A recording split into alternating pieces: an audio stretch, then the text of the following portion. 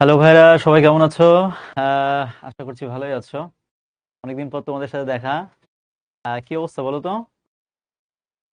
বুঝতে পারছি তোমরা হয়তো মেহেদির অপেক্ষায় ছিলে যে আব্দুল্লাহ আল মেহেদি ভাই আসবেন, ক্লাস নিবে, ভাইয়ের মিষ্টি মিষ্টি কথা, ভাই সুন্দর করে বুঝাই দিবে অনেক কিছু। তো আসলে যাই হোক, আনফরচুনেটলি মেহেদি ভাইয়ের ক্লাসটা আজকে আমি নিচ্ছি। তো যাই হোক, তোমাদেরকে সাধারণত প্রথম পত্রটা আমি পড়াই না, তাই তো? দ্বিতীয় পত্রটাই পড়াই। তো এখন প্রথম দ্বিতীয় বিষয় না, বিষয় হচ্ছে যে ভাবলাম যে তোমাদের সাথে অনেকদিন দেখা সাক্ষাৎ হয় না, একটু দেখা করে আসি, এই আর কি। মূল বিষয়টা হচ্ছে যে ঢাকা শহরে আমরা যারা বাস করি, তোমরা কিছুদিন পরেই ঢাকায় আসবা। তোমরা দেখবা যে ঢাকা একেবারেই বসবাসের অনুপযোগী একটা শহর। তো আজকে ঢাকায় বুঝছো, ছোট্ট একটা অ্যাক্সিডেন্ট হয়েছে। তো অ্যাক্সিডেন্টের কারণে পুরো ঢাকা জ্যাম, এবং এমন জ্যাম তুমি কল্পনা করতে পারবে না। যে মনে করো যে আমার বাসা থেকে অফিসের দূরত্ব হচ্ছে মাত্র 10 কিলোমিটার। তো আসতে সর্বোচ্চ আধা ঘন্টা সময় লাগে আমার। আজকে অফিসে আসছি প্রায় 2 ঘন্টা নিয়ে। তো এই সব কিছু মিলায় আসলে মেহেদি ভাইও এখনো এক প্রকার যেভাবে হোক সে এখনো এমন অবস্থায়, আসতে দেরি হচ্ছে। তো ভাবলাম যে ক্লাসটা আমি নিয়ে নিই। তো ও আজকে সকালে সবকিছু মিলায় সবারই ঢাকা শহরে আজকে অবস্থা খুবই খারাপ। আচ্ছা যাই হোক, ঢাকার কথা না বললে এখন তোমাদের কথা বলো। তোমরা কে কেমন আছো আগে বলো তো। একেবারে এই রমজান মাসের শুরুতে, শুরু হ্যাঁ এখন মাত্র সপ্তাহখানিক হলো। রমজানের দেখো দেখতে দেখতে দিন চলে যাচ্ছে। তো রমজান মাস শুরু হয়েছে দেখতে দেখতে 7-8 দিন হয়ে গেল। এখন তোমাদের কি অবস্থা বলো, রমজানের পড়াশোনা কেমন হচ্ছে? আগে সেটা একটু বলো তো দেখি। আলহামদুলিল্লাহ, আলহামদুলিল্লাহ ভালো, মোটামুটি এই হচ্ছে উত্তর, তাই তো? আচ্ছা ঠিক আছে। শোনো একটা কথা বলি, সেটা হচ্ছে যে দিন কিন্তু দেখতে দেখতে চলে যায়। হ্যাঁ, তোমরা দেখো এবছর কিন্তু সেদিন শুরু হতে না হতে 2 মাস শেষ। তারপরে আজকে কি মার্চ মাসের, আজকে মনে হয় 10 তারিখ, তাই তো? তো দেখো মার্চ মাসের 3 ভাগের 1 ভাগ শেষ। তারপরে কি হলো, এই যে মনে করো যে আহ এই 2025 সালটা বিশেষ করে তোমাদের যাবে একেবারে দেখতে দেখতে। কেন দেখতে দেখতে? এই যে মনে করো রমজান মাস, তারপরে ঈদ, ঈদে তো মজা মাস্তি করতেই হবে। এই করতে করতে দেখবা যে এপ্রিল মে শেষ হয়ে গেছে। সাইমন বলছে যে ভালো নাই, আচ্ছা ভালো করার চেষ্টা করতেছি, ডোন্ট ওয়ারি। তো এই দিন কিন্তু ভাই আসলে দেখতে দেখতে চলে যায়, আমি মূলত এটাই বলতে চাচ্ছি। তো দিন যেহেতু দেখতে দেখতে চলে যায়, আর সময়ের উপরে আসলে আমাদের কারোরই নিয়ন্ত্রণ নেই এভাবে, বুঝতে পারছো? তো যেহেতু সময়ের উপরে কারো নিয়ন্ত্রণ নেই, আমাদের এখন অবস্থা, আমাদের এখন কি করা উচিত জানো? আমাদের এখন হচ্ছে সবকিছু করতে হবে। এই যেমন মনে করো রোজা রাখতে হবে, রমজান মাস, রোজা রাখতে হবে, সন্ধ্যাবেলায় নামাজ কালাম পড়তে হবে। কিছুদিন পরে ঈদ, ঈদের সময় তো অনেক মজা মাস্তি করতে হবে। তো এর মধ্যেই তো পড়াশোনাটা করতে হবে। এখন তুমি যদি মনে করো যে পড়াশোনা বাদ দিয়ে তুমি আর সবকিছু করবা, তাহলে এটা কিন্তু আসলে আহ খুব একটা ওয়াইজ ডিসিশন হবে না। এবং তোমরা আজকের ক্লাসে যে টপিক, আমি তোমাদের কিছু বাস্তবসম্মত কিছু কথা বলি। কেননা আজকে যে ক্লাসের টপিক সহপাঠ উপন্যাস, ও আমি জানি তোমাদের কারোরই ভালো লাগে না পড়তে। আমি জাস্ট কিছু টেকনিক, কিছু স্ট্র্যাটেজি নিয়ে কথা বলবো আজকে। তারপরে আমি মূল ক্লাসে প্রবেশ করব। দেখো যেটা বলতে চাচ্ছিলাম, উম, তুমি এখন ইন্টারমিডিয়েট লেভেলে পড়ছো। তোমার কিন্তু এই মুহূর্তে সবচেয়ে বেশি ফোকাস করা উচিত তোমার যে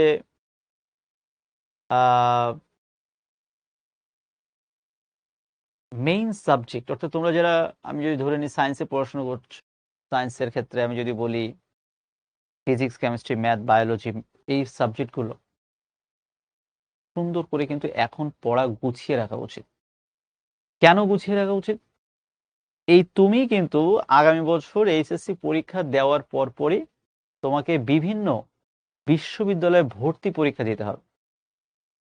এবং তোমরা না ইতিমধ্যে এটা শুনছো, তারপরে একটু আমি আমার মতো করে বলে দিই। সেটা হচ্ছে যে বাংলাদেশের যে ইউনিভার্সিটি তুমি অ্যাডমিশন টেস্ট দিতে যাও না কেন, প্রত্যেকটা ইউনিভার্সিটি অ্যাডমিশন টেস্টে এই যে তুমি ইন্টারমিডিয়েট লেভেলে যা যা পড়ছো, এটা হতে পারে বাংলা, হতে পারে ইংলিশ, হতে পারে ফিজিক্স, কেমিস্ট্রি, ম্যাথ থেকে যে কোনো সাবজেক্ট, এই ইন্টারমিডিয়েট লেভেলে তুমি যা যা পড়ছো অ্যাডমিশন টেস্টে যে দেখবা 70% বা 80% কিন্তু ওই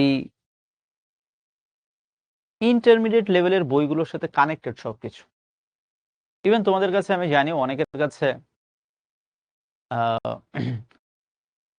বিভিন্ন ধরনের প্রিভিয়াস কোশ্চেন ব্যাংক আছে, বিভিন্ন বিশ্ববিদ্যালয়ের বিভিন্ন প্রশ্নের যে সমাহার বা প্রশ্ন ব্যাংক যাই বলি, সবই তোমাদের কাছে কম বেশি আছে। তোমরা যে কোনো একটা বই খুলে একটু দেখো, ম্যাক্সিমাম কোশ্চেন কিন্তু ইন্টারের সাথে রিলেটেড।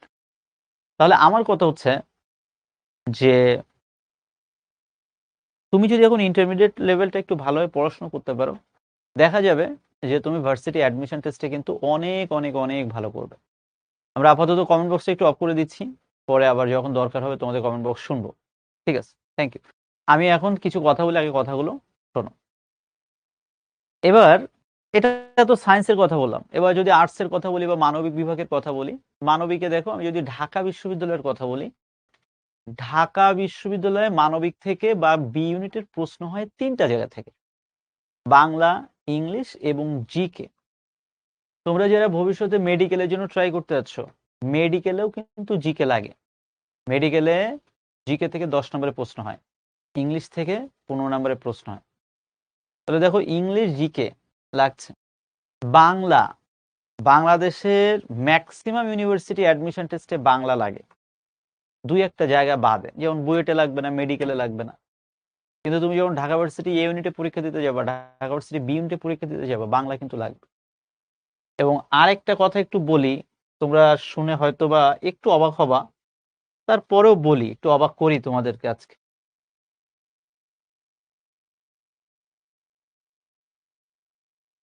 3-4 দিন আগে ঢাকা ইউনিভার্সিটি বি ইউনিটের রেজাল্ট দিয়েছে, তোমরা মনে হয় কম বেশি সবাই জানো, জানলে ভালো, না জানলেও সমস্যা নেই। বি ইউনিটে ঢাকা ইউনিভার্সিটি গত 3-4 দিন আগে রেজাল্ট দিয়েছে।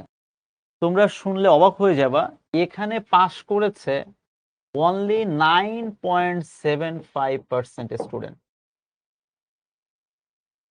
অনলি 9.75% স্টুডেন্ট বি ইউনিটে শুধু পাস করেছে। পাসিং রেট তো চিন্তা করতে পারছো, আমি ধরে নিচ্ছি 10%। তো 10% স্টুডেন্ট পাস, তাহলে কিন্তু 90% স্টুডেন্ট স্টিল নট ফেইলড। এটা কিন্তু বি ইউনিটের কথা বললাম, আমি বিশ্বাস করছি এ ইউনিটের রেজাল্ট এর থেকে আরো খারাপ হবে। এবং তোমাদেরকে আরেকটা কথা বলি, যেটা শুনলে তোমরা আরো অবাক হয়ে যাবা, এই যে 90% স্টুডেন্ট ফেল করেছে, এর মধ্যে 70% স্টুডেন্ট ফেইলড ইন বাংলা।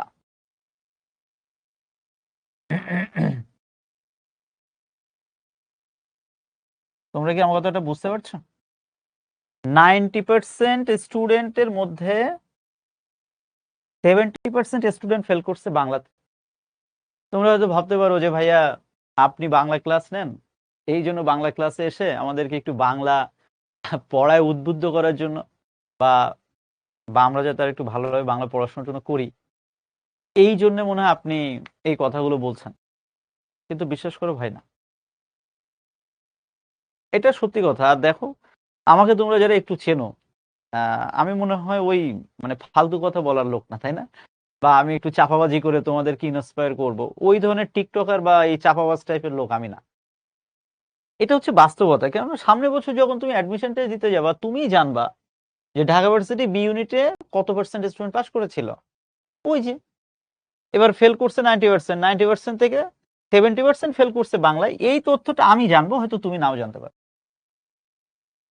তাহলে এই যে কথাগুলো এতক্ষণ বললাম, এই কথার উদ্দেশ্য কি? এই কথার উদ্দেশ্য কিন্তু তোমাকে ডিমোটিভেট করা না, এই কথার উদ্দেশ্য হচ্ছে বাস্তবতা বোঝানো।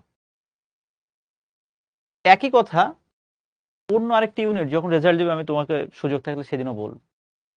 সায়েন্সের ছেলেমেয়েরা লাফাচ্ছে যে আমাকে ফিজিক্স কেমিস্ট্রি ম্যাথ পড়লেই হয়ে যাচ্ছে না। তোমাকে তুমি ঢাকা ইউনিভার্সিটি এই ইউনিটে যেদিন পরীক্ষা দিতে যাবা তোমার সামনে বাংলা এবং ইংলিশ দুটো অপশন থাকবে, তুমি যে কোনো একটা চাইলে উত্তর করতে পারো, তুমি উত্তর নাও করতে পারো। তবে আমার কাছে সবসময় কেন জানি মনে হয় প্রিপারেশনটা সব দিকে ব্যালেন্স করে রাখা উচিত। সৃষ্টিকর্তা না করুক তুমি কোনো না কোনো কারণে পরীক্ষার হলে যে দেখলে যে তুমি টার্গেট করে আসছো বায়োলজি থেকে আনসার করবা, বাট যে দেখলে বায়োলজি কোশ্চেনটা এনি হাও এমন হয়েছে যে টাচ করা যাচ্ছে না, তখন তোমাকে কিন্তু বাংলা বা ইংলিশ থেকে উত্তর করে লাগতে পারে। পরীক্ষার হলে অপশন থাকে যে ইউনিটের স্টুডেন্টরা চাইলে বাংলা ইংলিশ থেকে যে কোনো একটা উত্তর করতে পারে। এখন দেখা গেল যে তুমি উত্তর করতে যেয়ে দেখলে সব কনফিউজ। তো এই জন্য আমি সবসময় বলি, বিশেষ করে তোমাদের এই এইচএসসি লেভেলের ছেলেমেয়েদেরকে একটা কথা আমি সবসময় বলি যে ভাই, এইচএসসি পড়াশোনা যে যত ভালোভাবে পড়াশোনা করে গুছিয়ে রাখবে, অ্যাডমিশন টেস্টে চান্স পাওয়ার পসিবিলিটি তার তত বেশি থাকবে, 100% বেশি থাকবে। আমি গ্যারান্টি দিয়ে বলে দিতে পারি, তুমি ইন্টারমিডিয়েট বা কলেজ লেভেলে ভালোভাবে পড়াশোনা করছো, অ্যাডমিশন টেস্টে তোমার পড়া 50-60% শেষ। সোজা কথা। কেননা তুমি যে কোনো একটা প্রশ্ন ব্যাংক খুলে দেখো, একই জিনিস পরীক্ষা আসে, শুধু একটু ঘুরায় পেঁচা আসে। ওই সময়টা ওই ঘুরানো পেঁচানো জিনিসগুলো একটু ধরা দরকার, আর কিছু বেসিক জিনিস তোমার এখন ঠিক করতে হবে। আমি কি বোঝাতে পারছি তোমাদের? তোমরা তোমাদের বড় একটা অংশ কি আমাকে মেডিকেলে পড়তে হবে, আমাকে ইঞ্জিনিয়ার হতে হবে, ইঞ্জিনিয়ারিং ইউনিভার্সিটিতে পড়তে হবে। খুবই ভালো কথা ভাই, আমি তোমাকে বলতেছি না তোমার পড়ার দরকার নেই, তুমি অবশ্যই পড়বা। কিন্তু তুমি নিজের কাছে নিজে প্রশ্ন করে দেখো তো, তুমি ডাক্তার বা ইঞ্জিনিয়ার হওয়ার জন্য এই মুহূর্তে যে পড়াশোনাটা করছো, এটা কি আসলে এই পড়াশোনা দিয়ে হবে? তোমরাই বলো, আমার কথা বাদ দাও রে ভাই। তুমি এটা ভেবো না যে আমি তোমাকে অনুৎসাহিত করতেছি। জাস্ট নিজের কাছে নিজে কোশ্চেন করো, because I know that you know yourself. I know একজন ব্যক্তি সবচেয়ে তার নিজেকে ভালো চেনে বা জানে। তো আমি জানি তুমি সবচেয়ে নিজেকে চেনো বা সবচেয়ে জানো। তো এখন তোমার কাজ কি? তোমার হাতে ভাই এখন অনেক সময় আছে, বিশ্বাস করো, huge time, huge. Believe me, just believe me, you have enough time in your hands. তুমি হয়তো ভাবো সময় নাই, নাই, তা নাই। আমি কি বলছি যে রমজান মাসে রোজা রাখা যাবে না, নামাজ কালাম পড়া যাবে না? আরে বাবা, এগুলোর বেশি বেশি করে করো, কোনো সমস্যা নেই। ঈদ 2 দিনের জায়গায় 5 দিন এনজয় করো, সমস্যা নেই। কিন্তু তুমি তারপরে তোমার হাতে যে সময়টা আছে সেই সময়টা কাজে লাগাও। আমি তোমাকে একটা এভারেজ একটা হিসাব দিয়ে আজকে ক্লাসটা শুরু করছি, কেননা আমি জানি আমার কথা কেউ শোনে না, তারপরেও আমি বলি। আমি যেটা বুঝি, একটা স্টুডেন্ট যদি রেগুলার 3 থেকে 4 ঘন্টা পড়ে, আমি গ্যারান্টি দিয়ে লিখে দিতে পারি ও ইন্টারমিডিয়েটে তো ভালো করবেই, ও বাংলাদেশের যে ইউনিভার্সিটিতে চান্স পেতে যায় সেখানে সে চান্স পাবে, যদি ও রেগুলার বেসিস 3 থেকে 4 ঘন্টা পড়াশোনা করে। শর্ত আছে কিন্তু, regular basis and with full concentration. তোমাদের ক্ষেত্রে যেটা হয়, তোমরা টার্গেট করো আজকে 8 ঘন্টা পড়বো, কালকে 10 ঘন্টা পড়বো। আসলে পড়ো, কিন্তু কি হয়, আজকে 8 ঘন্টা, পরের দিন 10 ঘন্টা, তারপর 5 ঘন্টা, তারপর দিন 2 ঘন্টা, তারপর দিন 0 ঘন্টা, তারপর দিন নেই ঘন্টা, তারপর দিন আল্লাহ জানে আমি কই, আমি জানি না। এর ফলে কি হয়, পড়াশোনার কোনো রেগুলারিটি থাকে না, ডিসিপ্লিন থাকে না। তুমি আজকে এটা রুটিন করে নাও, এবং প্রতিদিন 2 থেকে 3টা সাবজেক্ট বেশি পড়ার প্রয়োজন নাই, এবং রেগুলার পড়বা 3 থেকে 4 ঘন্টা করে। তো আমি কথার কথা বলছি, 3 থেকে 4 ঘন্টা পড়লাম। আপাতত আমি একটা সহজ হিসাব দিচ্ছি, মনে করো যে 3 মাসের হিসাব। 3 মাসে হলো কতক্ষণ? 3 মাস মানে কয়দিন? 3 মাস মানে হচ্ছে 90 দিন। আচ্ছা, আমি 90 দিনের হিসাবটা করছি। 3 থেকে 4 ঘন্টা করে আমি রেগুলার পড়লাম। আমি পড়লাম হচ্ছে 90 দিন। আমি ম্যাথে অত ভালো না, তবে এটুকু আমি বুঝি 270 ঘন্টা বা 360 ঘন্টা।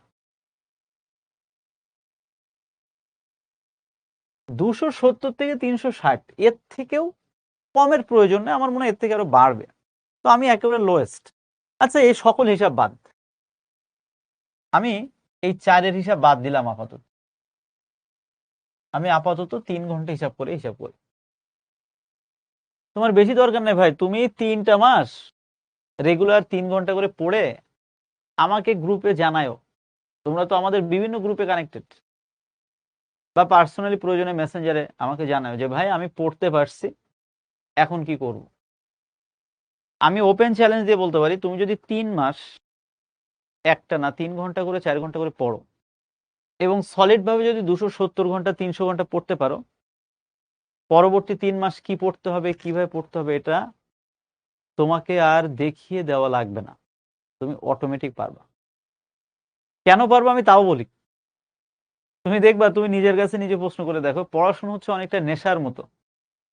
তুমি দেখবে ভাই, যেদিন তোমার পড়তে ইচ্ছা করে, খুবই ভালো লাগতেছে পড়তে, ৩ ঘন্টা জায়গায় ৬ ঘন্টা পড়ে বসছো, টেরই পাবা না। আর দেখবা যেদিন পড়তে ইচ্ছা করে না, ওই দিন এত বিরক্তি লাগে, মনে হয় যে তাদের সামনে পায়ে থাপড়ায়, মেজাজ খিটখিট হয়ে যায়। তোমাদের সমস্যা হচ্ছে, তোমার যেদিন পড়তে ইচ্ছা করে না, তুমি ওই দিনও পড়ার টেবিলে বসে থাকো। Very bad. দরকার নেই। আজকে ভালো না লাগতেই পারে, আমরা তো দিন শেষে মানুষ নাকি? মানুষ হিসেবে আমাদের মন মেজাজ সব দিন সমান থাকবে না। আজকে হয়তো ভালো লাগছে না, কালকে ভালো লাগবে, কালকে ২ ঘন্টা বেশি পড়ে নিব। এখন তার মানে এই নয়, যদি এমন হয় যে তোমার একটানা ১ মাস পড়তে ভালো লাগছে না, এটা কিন্তু অস্বাভাবিক। ১-২ দিন এদিক সেদিক হতেই পারে। এই যেমন রমজান মাস, সব দিন তোমার শরীর ভালো থাকবে না, মন মেজাজ ভালো থাকবে না। একদিন দেখবা সন্ধ্যা পর্যন্ত টায়ার্ড হয়ে গেছো। দরকার নেই পড়ার, কালকে পড়ো।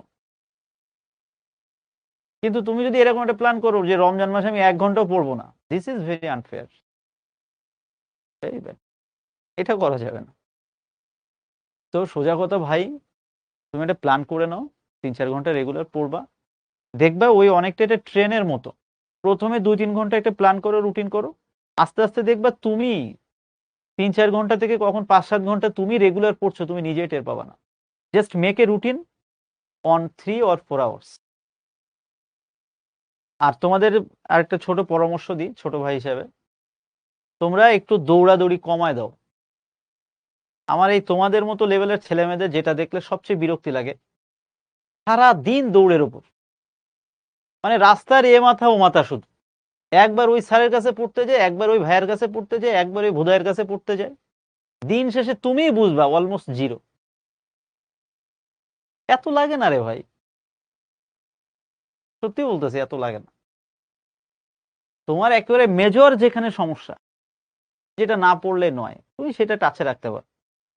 বাট এই তোমরা যে আকাম কুকামটা করো, বাসায় ৩টা টিউটর আর বাইরে মাত্র ৫টা কোচিং এ আমি কোচিং করি, আবার এর সাথে শিখো আছে, নাও ঠেলা।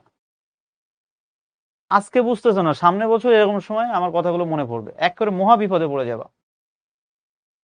আমি যেটা বুঝি, আমি কোন সাবজেক্ট কতটুকু পড়তে হবে, কি পড়তে হবে, আমি কম বেশি সবই জানি। এখন আমি আমার মতো করে পড়তে থাকি। যেখানে সমস্যা টিচারের কাছে দেখা নিব, ভাইয়েরা কাছে বুঝে নিব। তো যাই হোক ভাই, আপনাদেরকে অনেক জ্ঞান দিয়ে ফেললাম, আপনারা কিছু মনে নিয়েন না। তো এখন আমি কমেন্ট বক্সটা একটু অন করে দিচ্ছি। বলেন যদি আপনাদের কিছু বলার থাকে। আমি তো এতক্ষণ অনেক কথাই বললাম। যদি কিছু আপনাদের বলার থাকে আপনারা একটু বলতে পারেন। আমি তারপরে আস্তে, আস্তে মূল ক্লাসে প্রবেশ করব। বলুন দেখি, কারো কিছু বলার আছে?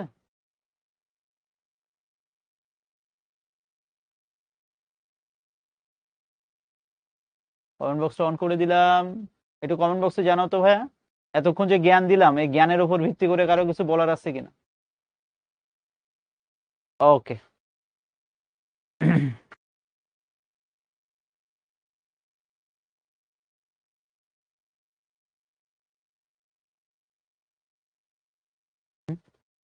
একটু পরে দিই।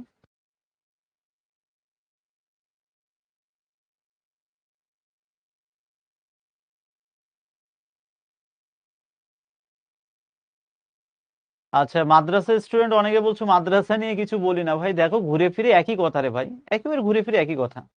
এবং আমি মনে করি যে ভাই মাদ্রাসায় ভাই তোমরা যেটা পড়ছো, তোমরা এত চাপ নিও না, জাস্ট রিল্যাক্সে থাকো, রিল্যাক্স। 3-4 ঘন্টা করে একটা ছোট রুটিন করে নাও। 3-4 ঘন্টা রুটিন করে আস্তে আস্তে শুরু করো। আজকে 3 ঘন্টায় একটানে 1 মাসে 3 ঘন্টা পড়ো না। দ্বিতীয় মাসে যে দেখবো ওটা 4 ঘন্টা 5 ঘন্টা তুমিই পড়ছো। কেন, তখন তুমি বুঝে যাওয়া যে তুমি ওই যে তোমার গাড়ি তুমি রানিং করে দিচ্ছ। ট্রেন যখন মানে চালু হয় স্টেশন থেকে, দেখবে আস্তে আস্তে আস্তে চলে, আস্তে আস্তে দেখবে কি হয়, স্পিড বাড়ে। এটাই মূল কথা হচ্ছে নিজেকে একটু গোছায় নাও, বুঝতে পারছো? জাস্ট এটাই হচ্ছে কথা। আর তোমার হয়তো এই মুহূর্তে মনে করছে ভাই 3 ঘন্টা 4 ঘন্টা তো অনেক কম। না রে ভাই, 3-4 ঘন্টা তুমি সলিড ভাবে পড়ে দেখো না। ওই তুমি যেভাবে পড়ো ওইটারে পড়া বলে না। তোমার পড়ার সময় ঠ্যাং একদিকে থাকে, পা একদিকে থাকে, চোখ একদিকে থাকে, কান একদিকে থাকে।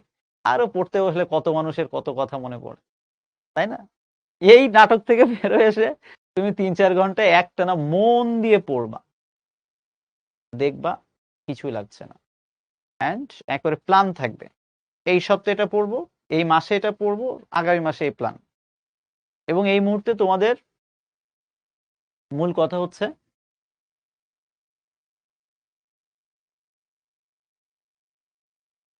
যে সাবজেক্ট বা যে টপিকগুলো একটু কঠিন লাগছে এইগুলোই হচ্ছে ভালো করে পড়ো, ঠিক আছে?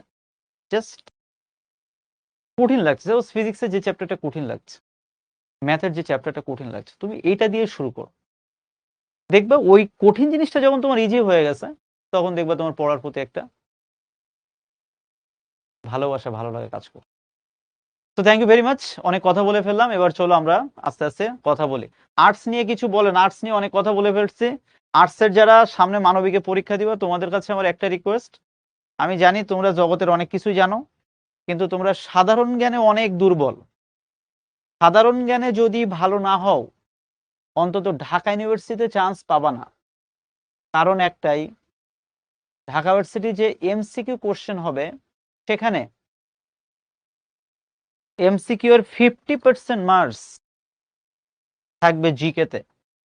তো আর জিকে এর মানে জেনারেল নলেজ, সাধারণ জ্ঞান, বুঝতে পারছো?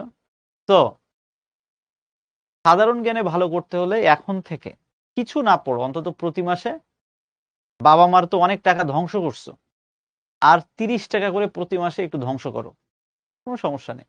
জাস্ট প্রতি মাসে একটা করে কারেন্ট অ্যাফেয়ার্স পড়বা। এই কারেন্ট অ্যাফেয়ার্স কি করবে, তোমাকে হচ্ছে একেবারে আপ টু ডেট রাখবে। কারণ আমি জানি তুমি রেগুলার ফেসবুকে প্রচুর সময় কাটাও, কিন্তু কোনো কাজে সময় কাটাও না, শুধু স্ক্রলিং করো, আরে ঠেলতেই থাকো ঠেলতেই থাকো, আরে এটা সেটা, কাজের কাজ কিছুই না। ওকে, সোজা কথা একেবারে। তো চলো তাহলে আমরা আস্তে আস্তে প্রবেশ করি আজকের মূল পড়াশোনায়। মূল কথা, সাধারণ জ্ঞানে ভালো করার একটাই প্রতিনিয়ত একটু চোখ কান খোলা রাখা। তোমাদের সবার স্মার্টফোন আছে, তোমরা যে কোনো একটা পত্রিকা, হতে পারে প্রথম আলো পত্রিকা বা যে কোনো একটা পত্রিকা, তোমরা অ্যাপটা ডাউনলোড করে রাখো। প্রতিদিন পৃথিবীতে এবং বাংলাদেশে কোথায় কি হচ্ছে একটু পত্রিকার সাথে আপ টু ডেট থাকবা। বাসায় পত্রিকা রাখা তো আরো ভালো। আর নিতান্ত এগুলোর সাথে যদি ভালো না হয়, জাস্ট একটা কারেন্ট অ্যাফেয়ার্স কিনে রাখো পড়ার টেবিলে। যখনই মন মেজাজ খারাপ থাকবে, কারেন্ট অ্যাফেয়ার্স দেখবা, অ্যাটলিস্ট তুমি আপ টু ডেট থাকবা। এই যে গতকাল চ্যাম্পিয়ন্স ট্রফির ফাইনাল হলো, কারেন্ট অ্যাফেয়ার্স এর আগামী মাসে দেখবা চ্যাম্পিয়ন্স ট্রফির উপর 2 পেজ লেখা। আমার খুবই খারাপ লাগে যে আমাদের ছোট ছোট বোনেরা তারা সাধারণ জ্ঞানে খুবই দুর্বল। কারণ হচ্ছে একটাই, ওই যে পৃথিবীর কোথায় কি হচ্ছে এটা নিয়ে তারা ওয়াকিবহাল না। অ্যাডমিশন টেস্টে যায়, সুন্দর করে ঠপাস করে পড়ে যায়। কারণ অ্যাডমিশনে শুধু ফিজিক্স কেমিস্ট্রি থেকে প্রশ্ন হবে না তো, বি ইউনিটে 30 মার্কস, বি ইউনিটের জিকে তে 30% না, জাস্ট 30 মার্কস। আর 30 হচ্ছে বাংলা এবং ইংলিশ। তাহলে একটা জিনিস বোঝার চেষ্টা করো, জিকে কি করছে, তুমি চান্স পাবা কি পাবা না ওটা তোমাকে ঠেলে তুলে দিচ্ছে মেরিট লিস্ট।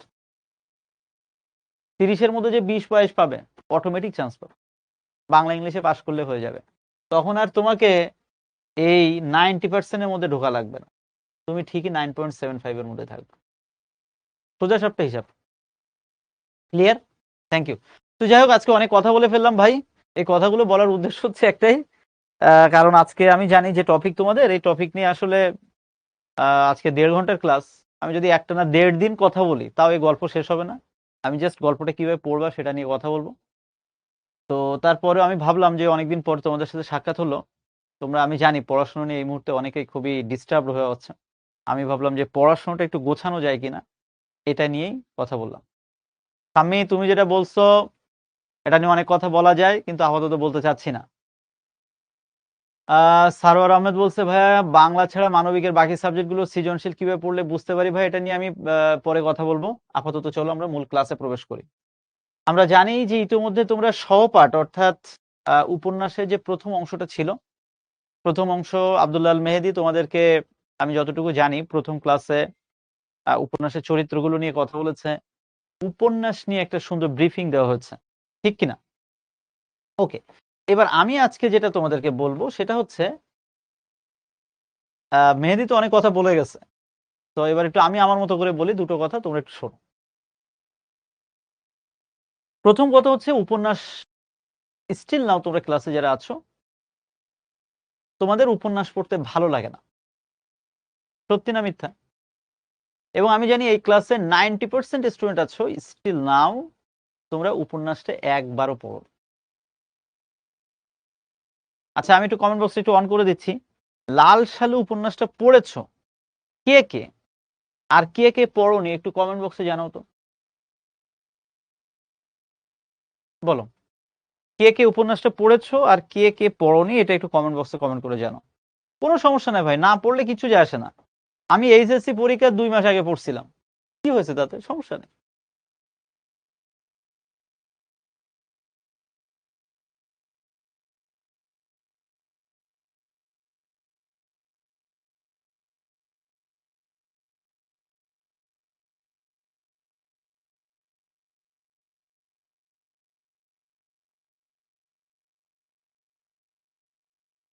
Thank you. আমি মোটামুটি ভাবে তোমাদের উত্তর পেয়ে গিয়েছি, এবং আমি যে উত্তর পেয়েছি আমি মোটামুটি বুঝতে পেরেছি। ম্যাক্সিমাম স্টুডেন্ট পড়োনি, 70% স্টুডেন্ট পড়োনি, 20% স্টুডেন্ট পড়েছো, আর 10% স্টুডেন্ট পড়েছো অর্ধেক অর্ধেক। তো এইবার দেখো তুমি কেন পড়োনি, এবার আমি একটু বলি। তোমার না পড়ার মূল কারণ হচ্ছে, তুমি এই জগতের অনেক জিনিস মনে করো যে এটা প্রয়োজন নেই। যেমন এই উপন্যাস নাটক এ পড়ে আর কি হবে, ওর থেকে বরং ওই সময়টা ফিজিক্স কেমিস্ট্রি ম্যাথ এইসব পড়ি। এই কারণে তুমি পড়ার সময় হয়ে ওঠেনি। এটা ঠিক কিনা? আমি জানি এটাই ঠিক। এবার আমি তোমাদের একটা কথা বলি, ওই যে একটু আগে একটা ক্যালকুলেশন দেখালাম না, ঢাকা ভার্সিটিতে বি ইউনিটে 70% স্টুডেন্ট বাংলায় ফেল করেছে। ঢাকা ভার্সিটি বি ইউনিটে 15টা এমসিকিউ প্রশ্ন এসেছে গত বছর, তার মধ্যে 2টা প্রশ্ন ছিল এই উপন্যাসের মধ্যে থেকে, 15টার মধ্যে 2টা। এইবার বলো তো, এই উপন্যাসটা পড়ার দরকার নাকি দরকার না? এই কথা আমি কিন্তু এসএসসি যদি ক্লাস হতো আমি কথাটা বলতাম না। তোমাদেরকে কেন বলতেছি? কেননা তোমার ঠিক 1 বছর পরে পরীক্ষার আগে, অ্যাডমিশন টেস্টের আগে তুমি এটা পড়বা, আমি জানি তো। তাহলে আমার কথা রে ভাই, আমি কেন ওই অ্যাডমিশন টেস্টের আগে তাড়াহুড়ো করে ধুমধাম ধুমধাম করে পড়ে যাব? অনেক ফাঁকিবাজ কি করে, ওই যে কি আছে, ইউটিউবে কি এই লাল সালু নাটক আছে নাকি সিনেমা আছে, হ্যাঁ সিনেমা আছে, আমি নিজেও দেখছি। ওই দেখে মনে করে পরীক্ষার হলে যে ফাটাই দিয়ে আসবে, জীবনেও সম্ভব না। এত সোজা না বাবা। একটা সিনেমা দেখে এসে তুমি উপন্যাস থেকে যে প্রশ্ন আসবে তুমি উত্তর করে আসবে, জগৎ এত সহজ হয়ে গেল? এত সহজ না। তাহলে তো পৃথিবীতে যা যা আছে সব একটা নাটক সিনেমা দেখে সব পরীক্ষা উত্তর করে আসতে পারত। তো তোমাদেরকে এই কথা বলার উদ্দেশ্য কি? কথা বলার উদ্দেশ্য হচ্ছে একটাই, ধরে নাও ঢাকা ভার্সিটি অ্যাডমিশন টেস্টে তোমাদের সময়ও এই উপন্যাস থেকে 2টা না হোক একটা কোশ্চেন 100% থাকবে, আমি বলছি থাকবে। এবং আমার বলা কথা এ পর্যন্ত কখনো মিস হয় না। গত 3-4 বছর আগে থেকে, 3-4 বছর আগে ঢাকা ভার্সিটি বা অন্যান্য ইউনিভার্সিটি অ্যাডমিশন টেস্টে এই নাটক উপন্যাস থেকে প্রশ্ন হতো না। বিগত 2-3 বছর উপন্যাস থেকে বা নাটক থেকে অ্যাডমিশন টেস্টে প্রশ্ন হচ্ছে, এই জন্য বলতেছি ভাই এটা পড়তে হবে। নাহলে বিশ্বাস করে আমিই বলতাম যে পড়ার দরকার নেই, কারণ আমি জানি ও পড়তে ভালো লাগে না কারো, আর তোমাদের তো ভালো লাগেই না। এবং সত্যি বলি, আমি যখন অ্যাডমিশন টেস্টে ছিলাম, আমি আমাদের সময় যে উপন্যাস ছিল আমিও পড়িনি, কারণ আমি জানতাম ও কোনো বছর প্রশ্ন হয় না, আসবে না। বাট এখন হতে পারে। তো 15টার মধ্যে যদি একটা প্রশ্ন হয়, তুমি চিন্তা করে দেখো, তোমার হয়তো এখন মনে হচ্ছে আরে 1 নাম্বার ভাইয়া না পাইলে কি হয়? 1 নাম্বার না পাইলে কি হয়? ওই হিসাবটার কথা মনে রাখো। জাস্ট এই হিসাব। তুমি যদি এই 70% এর মধ্যে ঢুকতে না চাও, তখন এই 70% এর মধ্যে এই 1 নাম্বার অনেক বড় একটা ইমপ্যাক্ট ফেলে। তোমরা শুনেছো না, অনেক বড় ভাইয়েরা, টিচাররা বলে 1 নাম্বারের জন্য হাজার হাজার স্টুডেন্টের পিছনে চলে যেতে হয়। সত্যি কথা। তো এতগুলো কথা বলার উদ্দেশ্য হচ্ছে একটাই, উপন্যাস পড়তে হবে। এবার কথা হচ্ছে আমি কিভাবে পড়ব? উপন্যাস পড়তে ভাই আমার ভালো লাগে না, বিরক্তি লাগে। আমি কি করব? আমার একটু মনোযোগ থাকে না। আমি কি করব? আমি তোমাদের একটা টেকনিক শিখিয়ে দিচ্ছি, তোমরা সেই টেকনিকে আগাও। ধরে নাও তুমি কি একটু এখনো পড়োনি 1 লাইন, জাস্ট আমার টেকনিকটা অবলম্বন করো। টেকনিকটা কি? টেকনিকটা হচ্ছে এই, কি বলবো তোমাদের, বলতে গেলে অনেক কথা আসে। জীবনে আমি জানি এই তথাকথিত বই পুস্তকের বাইরে যে তুমি কোনো উপন্যাস, কোনো গল্পের বই ওইভাবে পড়েছো বলে আমার মনে হয় না। আর যারা পড়েছো 2-4টা খুবই ভালো কথা, বাট ম্যাক্সিমাম স্টুডেন্ট এগুলো পড়ে না আজকাল। তো যাই হোক, পড়োনি সমস্যা নেই। মনে করো বাসায় অনেকদিন ধরে ফেলানো আছে একটা বই, এই উপন্যাসটা তুমি আজকে একটু পড়তে বসছো। এই উপন্যাস থেকে এইচএসসি পরীক্ষায় 100% উত্তর করতে হবে, এই চিন্তা মাথায় নেওয়ার দরকার নেই। ভাইয়া বলছে এখান থেকে অ্যাডমিশন টেস্টে প্রশ্ন আসবে, এই চিন্তাও মাথায় আনার দরকার নেই। তুমি জাস্ট পড়বা। মনে করো একটা বাসায় তো অনেক দেখবো যে অনেকের বাসায় বই টই ফেলানো থাকে, অনেক উপন্যাস, নাটক বই, গল্পের বই। সেইভাবে জাস্ট মনে করো এখন রমজান মাস, বিকালবেলা পড়তে ভালো লাগে না, শরীর কেমন টায়ার্ড টায়ার্ড হয়ে যায়, ঠিক আছে, একটু রিল্যাক্সে আরামে একটু পড়ি। রাত্রে 10টার পরে পড়তে ভালো লাগছে না, আবার ঘুমও আসছে না, তো আরাম করে করে মনে করো বেডের ওপর শুয়ে শুয়ে একেবারে আরামে, পাশে গান বাজতেছে বা যেভাবে হোক গজল হচ্ছে বা যেভাবে হোক কিছু শুনছো, আর আরামে পেজের পর পেজ একটু পড়ে যাও। দেখবা যে 5-7 দিনের মধ্যে পড়াটা শেষ। এই যে একবার তুমি পড়লে, এই পড়ার ফলে কি হলো? পড়ার ফলে যেটা হলো, এই লাল সাল উপন্যাসটা কি বলতে চাচ্ছে এটার মোটামুটি একটা মেসেজ তোমার মাথায় চলে গেল। জাস্ট এটাই অনেক। তোমরা মনে হয় জানো কিনা জানি না, আমি জানি না মেহেদী তোমাদের বলেছে কিনা। বললে ভালো, না বললেও সমস্যা নেই, আমি আমার মতো বলে দিচ্ছি, যেহেতু আমি ক্লাসগুলো নেই না। ইন্টারমিডিয়েট পরীক্ষায় বাংলা ফার্স্ট পেপারে তোমরা সবাই জানো সৃজনশীল থেকে প্রশ্ন উত্তর করতে হবে, এবং ফার্স্ট পেপারে উপন্যাস থেকে একটা আর নাটক থেকে একটা বাধ্যতামূলক উত্তর করতেই হবে। ওই যে প্রশ্ন তোমাকে দেওয়া হবে 7টা সৃজনশীল প্রশ্ন লেখো, তুমি তোমার মন মতো লিখতে পারবা না বাবা। তুমি গদ্য পদ্য থেকে তো 5টা লিখবাই, আর 2টা একেবারে বাধ্যতামূলক। যারা জানো না তাদের উদ্দেশ্যে এটা জানিয়ে রাখলাম, উপন্যাস থেকে একটা আর নাটক থেকে একটা, এটা কিন্তু একেবারে বাধ্যতামূলক তোমাকে উত্তর করতে হবে 2টা। তাহলে তোমরা যারা এখনো ধরে নাও ভাই, আমাকে এইচএসসি পরীক্ষায় উপন্যাস থেকে কিন্তু আমাকে 10 নম্বরের প্রশ্ন উত্তর করে আসতে হবে, সৃজনশীল প্রশ্ন। আজকে আমরা সৃজনশীল 2-4টা প্রশ্ন দেখব। তাহলে আমার কথা হচ্ছে, এইচএসসি পরীক্ষায় আমার 10 নম্বর উপন্যাস থেকে উত্তর করতে হবে, নাটক থেকেও 10 নম্বর। তাহলে আমি এটা কেন পড়বো না? একবার 2বার পড়ি না, আর একবার ভাই পড়ো আজকে, একটা না আগামী 1 সপ্তাহ এটা পড়ে শেষ করে ফেলো, আর পড়ার দরকার নেই। তারপরে তুমি সরাসরি একটা কাজ করবে, তোমার কাছে যে গাইড বই আছে, তুমি ওই গাইড বই থেকে দেখবা যে উপন্যাসের উপর ভিত্তি করে কিছু সৃজনশীল প্রশ্ন তোমার গাইড বইয়ে দেওয়া আছে। তোমার কাজ হচ্ছে সরাসরি উপন্যাসটা একবার পড়ে তুমি গাইড বইয়ে চলে যাও। গাইড বইয়ে মুখস্থ করবা না, কিন্তু জাস্ট প্রশ্ন এরকম পেজ বাই পেজ দেখবা। পেজ বাই পেজ দেখতে যেয়ে বুঝবা যে আসলে কেমন প্রশ্ন হয়েছে। এবার তুমি দেখবা যে কিছু পারো কিছু পারো না। মজিদের প্রথম স্ত্রীর নাম তুমি জানো, কিন্তু মজিদের দ্বিতীয় স্ত্রীর নাম আর তুমি জানছো না। সমস্যা নেই, ভাইয়া বলছে সমস্যা নেই, রিল্যাক্স।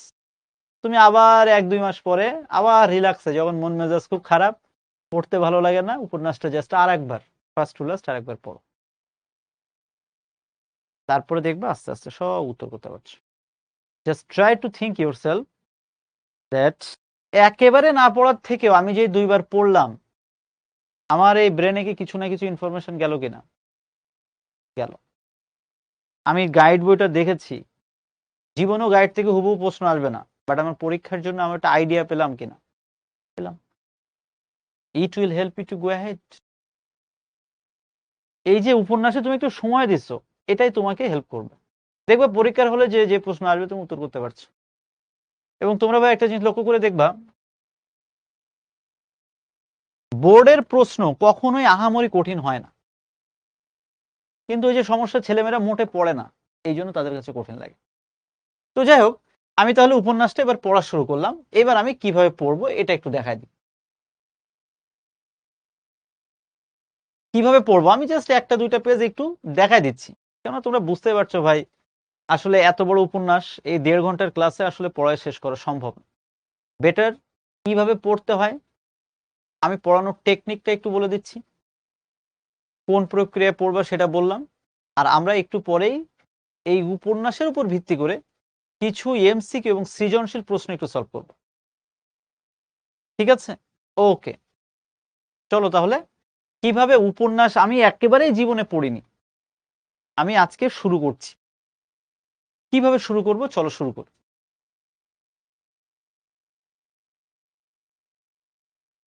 শুরু করার আগে প্রথম কথা হচ্ছে মাথায় কিন্তু ঢুকায় রাখতে হবে যে এটা কোনো বিরক্তিকর জিনিস না, আমি না বুঝলেও পড়ে যাব, দেখি কি হয়।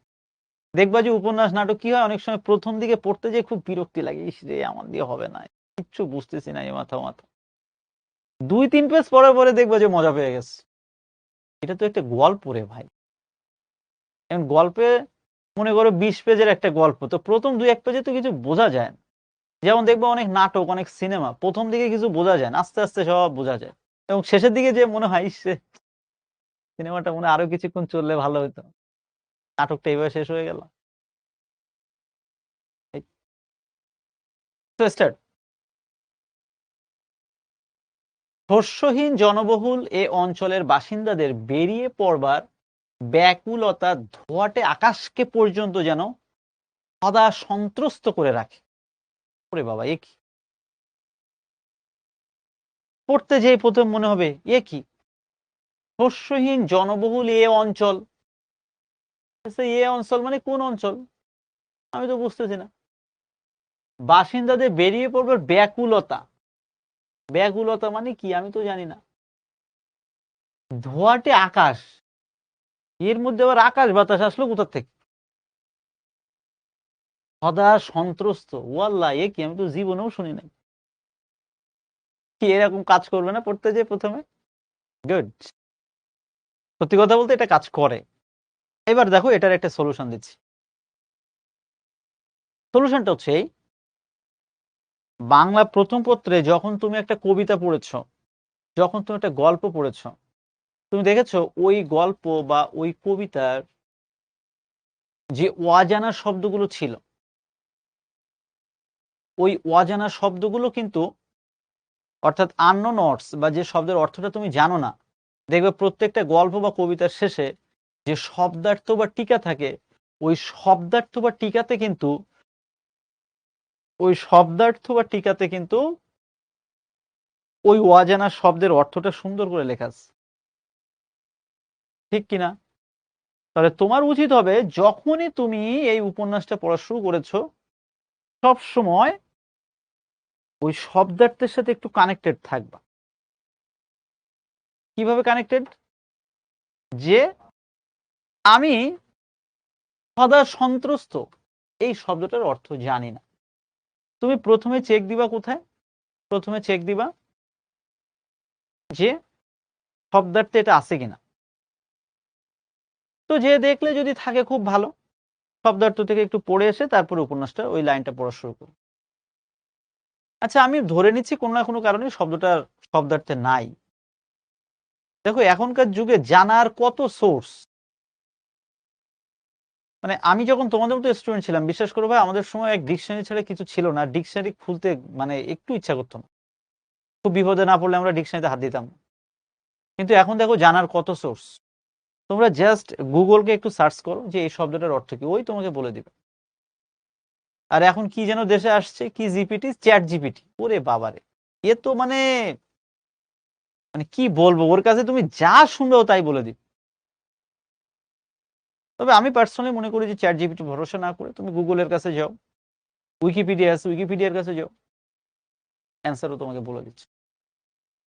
তাহলে তুমি গুগল আছে, উইকিপিডিয়া আছে, বইয়ের শেষে শব্দার্থ শব্দার্থ লেখা আছে, এটা সুন্দর করে পড়ো, পড়ে জেনে তারপরে পড়তে আসো। দেখবা পড়াটার মধ্যে মজা পাচ্ছ, আরামে রিল্যাক্সে পড়া হয়ে গেছে। যেমন শস্যহীন জনবহুল এই অঞ্চল, এই অঞ্চল মানে আমি এই মুহূর্তে বুঝতে পারছি না, কিন্তু আমি বুঝতে পারছি লেখক কোনো একটা এলাকার কথা বলছে, যে এলাকায় শস্যহীন মানে ওই অর্থে শস্য জন্মায় না। ওই এলাকার বাসিন্দাদের বেরিয়ে পড়বার ব্যাকুলতা, মানে যেহেতু একটা এলাকায় শস্য হয় না, ফসল হয় না, একটু নিজের গ্রামের কথা ভাবো না। তোমার গ্রামে দেখবা যে এক বছর যদি কোনো একটা ফসল খারাপ হয়, তাই মানুষের মুখের দিকে তাকানো যায় না। তখন মানুষ ভাবে, এলাকা ছেড়ে চলে যাব, ঢাকা যাব, এই করব তাই করবো, আরো কত কিছু। তাহলে যে এলাকার কথা আমাদের লেখক বলছেন, ওই এলাকার মানুষের মধ্যে কি একটা ব্যাকুলতা কাজ করবে না? ব্যাকুলতা মানে কি? একটা অস্থিরতা। এবং এত বেশি অস্থিরতা যে ধোঁয়াটে আকাশকে পর্যন্ত যেন সদা সন্ত্রস্ত করে রাখে। মানে এত বেশি ব্যাকুলতা, এত বেশি অস্থিরতা মানুষের মধ্যে কাজ করে, উপরের যে আকাশ, আকাশ পর্যন্ত অনেক বেশি মানে ভীত হয়ে যায়। সদা সন্ত্রস্ত মানে কি? সবসময় ভীত থাকা। আসলে আকাশ তো ভীত হয় না, আকাশেরও মন খারাপ হয়ে যায়। ইস, এত সুন্দর আকাশ, অথচ আকাশের দিকে তাকিয়েও ভালো লাগছে। তাহলে দেখো প্রথম লাইনটা আমি কিভাবে বুঝলাম? আমি একটা শব্দের অর্থ জানি না, শব্দার্থ থেকে দেখলাম, জানলাম, তারপরে আমি একটা আইডিয়া পেলাম এবং সেই অনুযায়ী পড়ে গেলাম। এখান থেকে ইউনিভার্সিটি অ্যাডমিশন টেস্টে যদি প্রশ্ন হয়, আমি হলে প্রশ্ন করব, ব্যাকুল নিচের কোন বানানটি ঠিক? আমি জানি তোমাদের ক্লাসে অনেকে আছে, তোমরা ব্যাকুল বানানটা ভুল করবা। একটু পরেই প্রশ্ন আসবে, ঢাকা ভার্সিটি অ্যাডমিশন টেস্টে প্রশ্ন আসতে পারে, শস্যহীন জনবহুল এই অঞ্চল, কোন অঞ্চলের কথা বলা হচ্ছে? হয়তো এই মুহূর্তে আমরা উত্তরটা পাচ্ছি না, একটু পরে পড়তে পড়তে পেয়ে যাব। তো এটা দ্বারা কি বোঝাতে চাচ্ছি, ইয়াং লেডিস এন্ড জেন্টলম্যান, আপনারা যখন পড়বেন, পড়ার সময় এইভাবে ভেবে পড়বেন, ধীরে সুস্থে আস্তে আস্তে। আমি একটা কথা বলে দিই আপনাদের, যত দৌড়াদৌড়ি করবেন, দ্রুত আগাবেন, আপনার মাথায় জিনিস তত কম যাবে।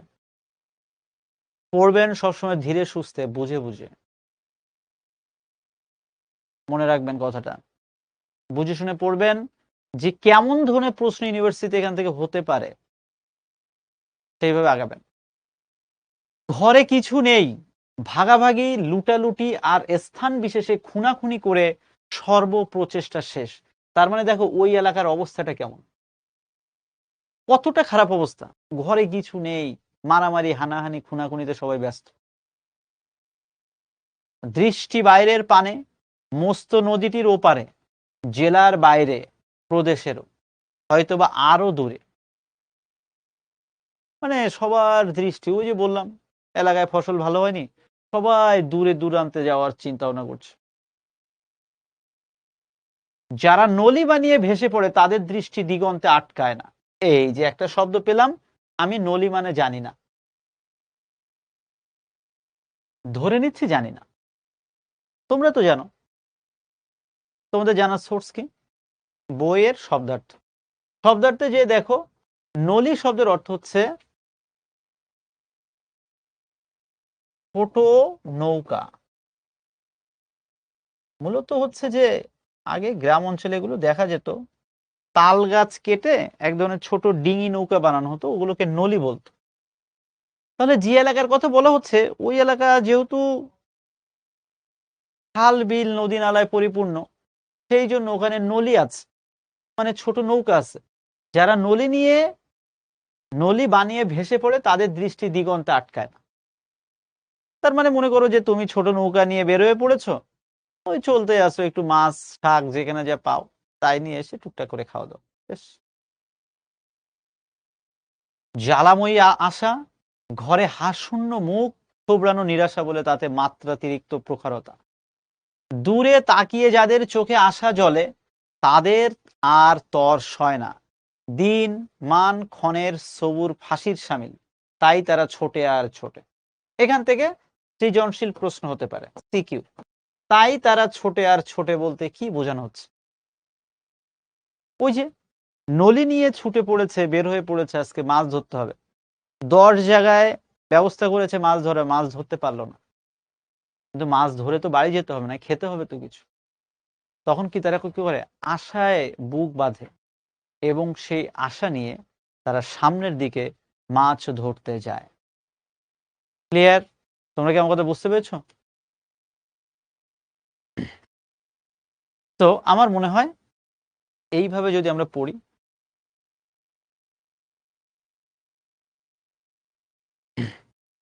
ওকে।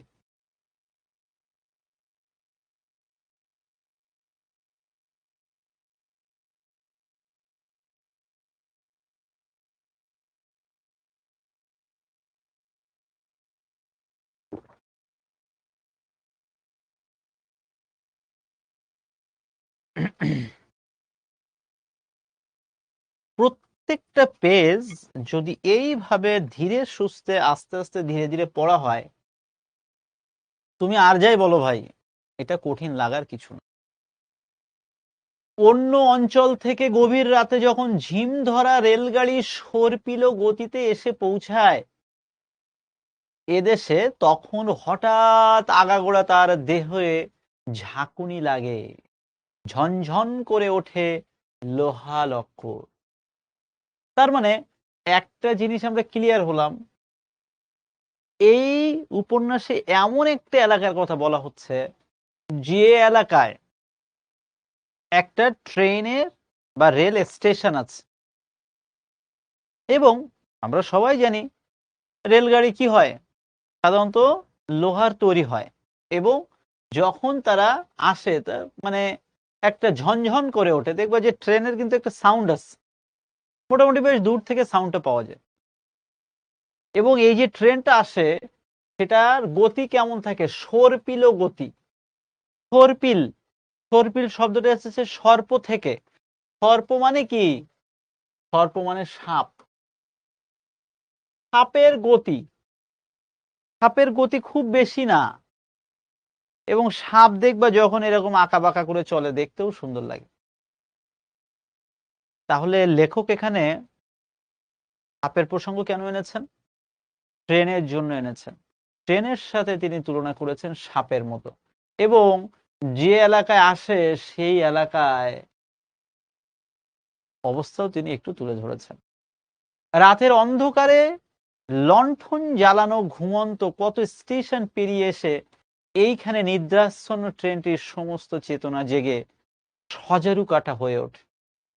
ইউনিভার্সিটি অ্যাডমিশন টেস্টে প্রশ্ন আসবে, সজারুর প্রসঙ্গ আছে কোনথায়?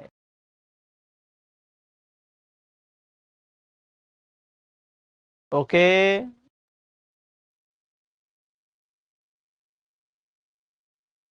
পরীক্ষায় প্রশ্ন আসতে পারে এবং আমাদের উত্তর করতে হবে যে সজারুর প্রসঙ্গ আছে উপন্যাসে এখানে।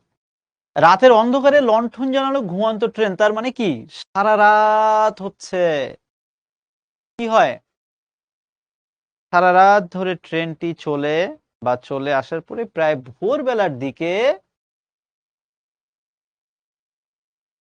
এই স্টেশনে এসে থামে। এবং যখন এসে থামে মনে হয় যে একেবারে সজারু কাটার মতো শক্ত হয়ে ট্রেনটা থেমে গেল। আসলে এটা উপন্যাসে কি হয় তোমরা নিজেরাও জানো, নাটক বা উপন্যাসে কি হয় ভাই বলো তো? অনেক কিছু কল্পনার মাধ্যমে একজন লেখক সেখানে ফুটিয়ে তোলেন। জাস্ট কল্পনা, কল্পনা ছাড়া কিছু না। আসলে ট্রেনের সাথে সজারু কাটার কেন তুলনা করা হচ্ছে? যে একেবারে ট্রেন যেন এসে একেবারে দেখবা অনেক স্টেশনে যেয়ে দেখবা ট্রেন এসে যখন দাঁড়ায় তখন বেশ একেবারে একটা কড়া সাউন্ড হয় অনেক সময়। অর্থাৎ যেটা বলা হচ্ছে এটা হচ্ছে একটু কল্পনা করা হচ্ছে সজারু কাটার সাথে ট্রেনের আর। তাছাড়া এদের বহির্মুখ উন্মত্ততা আগুনের হলকার মতো পুড়িয়ে দেয় দেহ। এদের বহির্মুখ উন্মত্ততা মানে কি? এই যে এই এলাকার মানুষ তারা সব সময় বাইরে যেতে চায়। এই রে বাইরে যাওয়ার যে তাদের টেন্ডেন্সি, এটাই বলা হচ্ছে বহির্মুখ উন্মত্ততা। অর্থাৎ তারা শুধু বাইরে বের হতে চায়, বাইরে বের হতে চায়। রেলগাড়ির খুপড়িগুলো থেকে আচমকা জেগে ওঠা যাত্রীরা কেউ বা ভয় পায় বা ভয় পেয়ে কেউ বা অপরিসীম কৌতূহলে মুখ বাড়ায়। দেখে আবছা অন্ধকারে ছুটোছুটি করতে থাকা লোকদের। কোথায় যাবে তারা? কিসের এত উন্মত্ততা, কিসের এত অধীরতা? তার মানে বুঝতে পারছো আমরা যেটা ভাবছিলাম যে ট্রেনটা এসে এমন একটা সময় দাঁড়ায়, এমন ভোরবেলা, মানে খুব আকাশ পরিষ্কারও হয় না, আবার দেখা গেল যে খুব রাতও নয়। তখন তুমি একটু নিজে কল্পনা করে দেখো যে আকাশ খুব পরিষ্কারও হয়নি আবার খুব রাত না, তখন মানুষ হচ্ছে একটা আবছা একটা পরিবেশ। এখন মানুষ তখন কনফিউজ থাকে যে আসলে এটা কোন এলাকায় আসলাম, বুঝতে পারছি না। এবং এই যে এতগুলো মানুষ নামলো তারা কোথায় যাবে, কি করবে? এই লাইনে যারা নতুন তারা চেয়ে চেয়ে দেখে। স্বাভাবিকভাবে তুমি মনে করো যে ট্রেনে করে কোনো একটা এলাকায় নতুন গিয়েছো, তো তুমি যখন নিজে এটা দেখবা তখন তোমার কাছে মনে হবে যে কোন এলাকায় আসলাম কে জানে, আমি তো কিছুই বুঝতে পারছি। কি মনে হবে কিনা? অবশ্যই মনে হবে। তো যদি তোমার মনে হতে থাকে তো এদেরও মনে হবে, স্বাভাবিক। ছোট আর চিৎকার করে গাড়ির এ মাথা থেকে ও মাথায় এতগুলো খুপড়ির মধ্যে কোনটাতে চড়লে কপাল ফাটবে তাই যেন খুঁজে দেখে। ইতিমধ্যে আত্মীয় স্বজন যান পছানোর লোক হারিয়ে যায়। তার মানে দেখো ট্রেনের যে অবস্থাটা বলা হচ্ছে, ট্রেনের অবস্থাটাও যে খুব ভালো মানের ট্রেন তাও কিন্তু না। কারো জামা ছেড়ে, কারো টুপিটা অন্যের পায়ের তলায় দুমড়ে যায়। কারো বা আসল জিনিসটা অর্থাৎ বদনাটা, যা না হলে বিদেশে এক পা চলে না। পরীক্ষায় প্রশ্ন আসতে পারে, বিদেশে এক পা চলে না কি ছাড়া? কি করে আলগোছে হারিয়ে যায়? হারাবে না কেন? দেহটা গেলেই হয়। এমন একটা মনোভাব নিয়ে ছোটাছুটি করলে হারাবেই তো। মানে দেখো কতটা বড় একটা কথা। আরে জীবনের প্রতি কোনো মায়া মহব্বত নাই, ও আর এইসব হারাই গেলে কি হবে, এরকম একটা চিন্তা হবে অনেকের। অনেক সময় গলায় ঝোলানো তাবিজের থোকাটা ছাড়া দেহে বিন্দুমাত্র বস্ত্র থাকে না শেষ পর্যন্ত। তার মানে বিষয়টা বুঝতে পারছো? মানে ট্রেনে কেমন ভিড় থাকে এবং মানুষের ট্রেনে ওঠার বাস্তবতাও কেমন থাকে, এটাই বলা হচ্ছে। হ্যাঁ, আমি অফ করে দিয়েছি।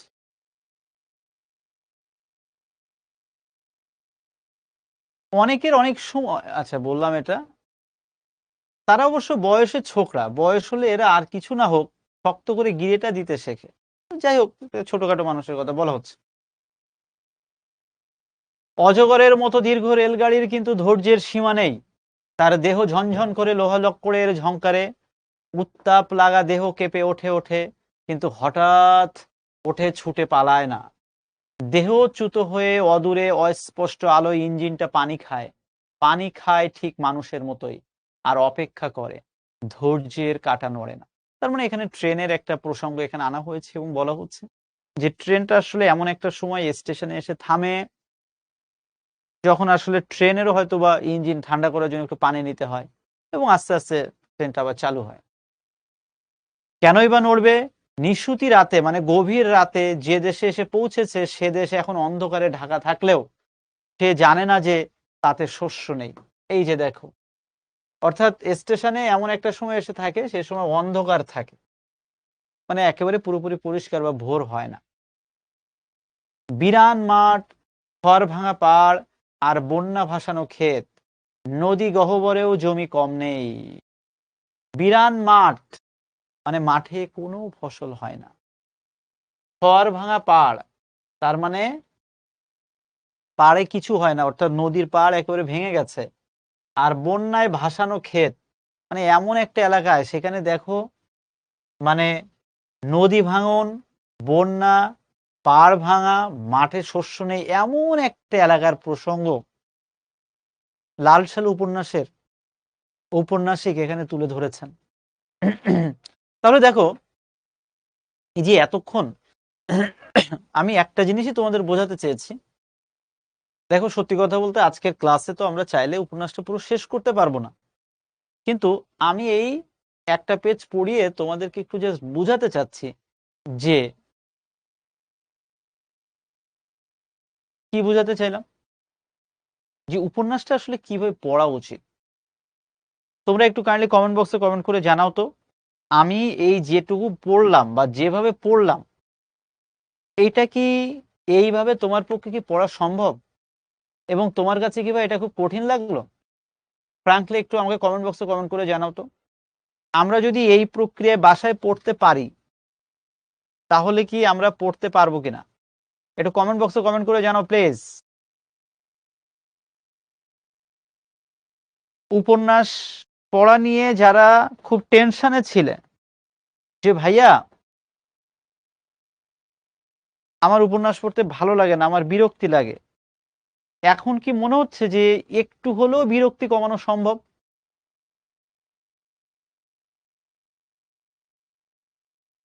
Thank you. একজন বলছে পারবো, পারবো ইনশাল্লাহ। ইয়েস, আরে তুমি তো পারবা। এই যে বুয়েট ড্রিমার, এই তোমার আসল নামটা কি বলো তো, আমার একটু জানতে ইচ্ছা করে। বুয়েট ড্রিমার, একজন আছে কি 100% টপার, 100%, এইসব নাম কোথা থেকে নিছো ভাই তোমরা? শোনো, এইসব আমি তোমাদের যে কথাটা বললাম, তোমরা লাইফটাকে এত কমপ্লিকেটেড করো না, বুঝছো? একটু ইজি করে নাও না রে ভাই, এত কেন কমপ্লিকেট করে? এই যে পড়তে ভালো লাগে না, দেখো এখন তো বুঝতে পারতেছি।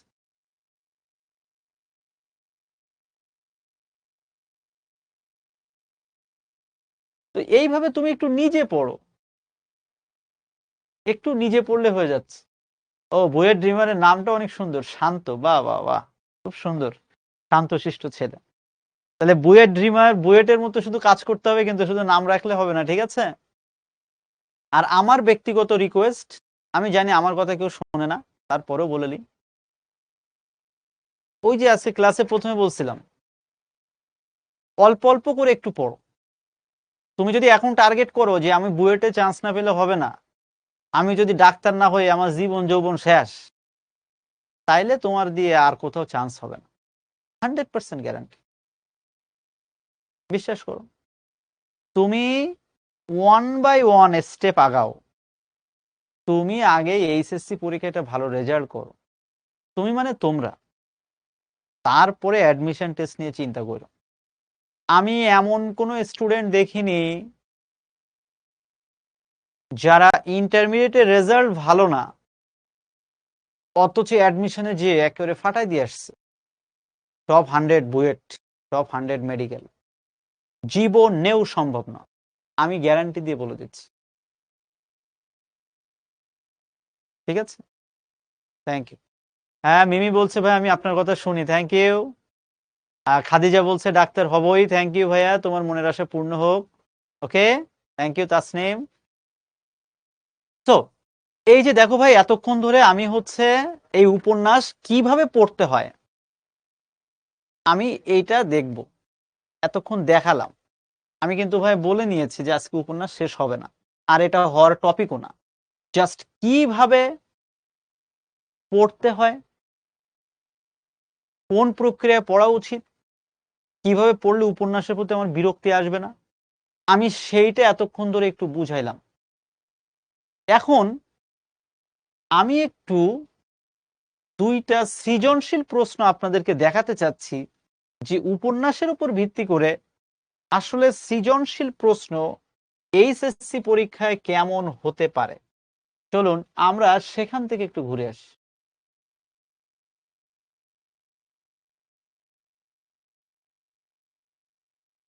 চলুন আপনাদেরকে নিয়েই ঘুরে আসি এবং আমি একটা বোর্ড প্রশ্ন আপনাদেরকে দেখাই। ওকে, চলুন তাহলে একটা সহজ প্রশ্ন দেখি।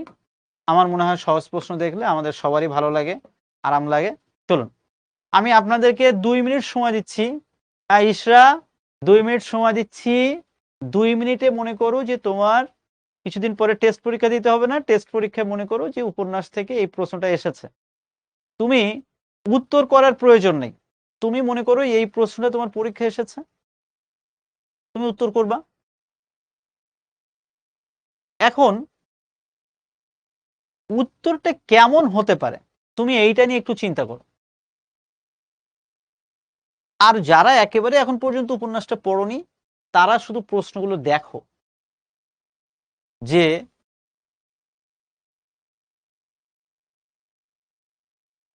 আসলে এই ধরনের প্রশ্ন পরীক্ষা আসলে উত্তর করতে পারবো কিনা। ওকে, থ্যাংক ইউ।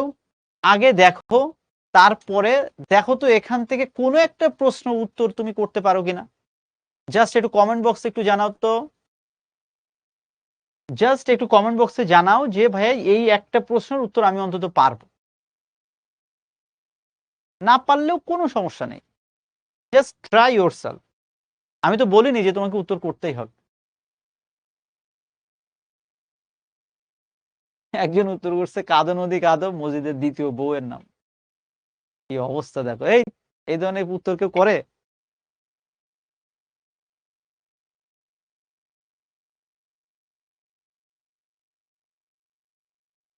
আমি একটা সুন্দর উদ্দীপক দেখো, এখানে দেখা যাচ্ছে রিক্সা চালক সাহেব আলীর মেয়ে সালেহা প্রাইমারির পর পড়া হয়নি তার, বয়স হয়তো 12 কি 13, বড়ই চঞ্চলা, 3 বোনের মধ্যে সেই বড়। এক আত্মীয়ের মাধ্যমে একদিন বিয়ের প্রস্তাব আসে সালেহার। ছেলে থাকে বিদেশে, বা বাবা, দালান বাড়ি, অনেক টাকার মালিক। তবে শর্ত একটাই, আপাতত মোবাইল ফোনে বিয়ে, ছেলে দেশে ফিরলে বউকে তুলে নেবে বলে। যতদিন না ফিরবে ততদিন বইয়ের খরচপত্র বাবদ টাকা পাঠিয়ে। এমন প্রস্তাবে সাড়া না দেওয়ার উপায় ছিল না দরিদ্র সাহেব আলীর। নিয়ম মেনে বিয়ে, তারপর কয়েক বছর পর দেশে ফিরল ছেলে, ছেলের বয়স এখন 50। কি একটা ভয়াবহ অবস্থা দেখো। এখন বলো এটার উপর ভিত্তি করে এই প্রশ্নগুলো উত্তর কেমন হতে পারে। Sejuti, thank you. সেজুতি একটা ভালো কমেন্ট করছে যে বাল্যবিবাহ এবং অসম বিয়ে, গুড। শ্রাবন্তী বলছে ভালো ছেলে তো, ইয়েস খুবই ভালো ছেলে, বয়স মাত্র 50।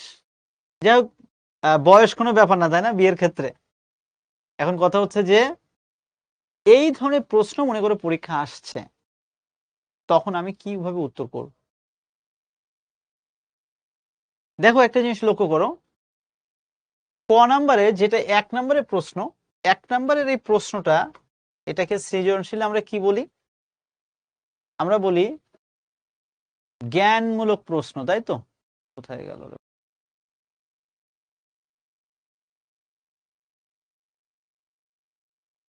এক মিনিট।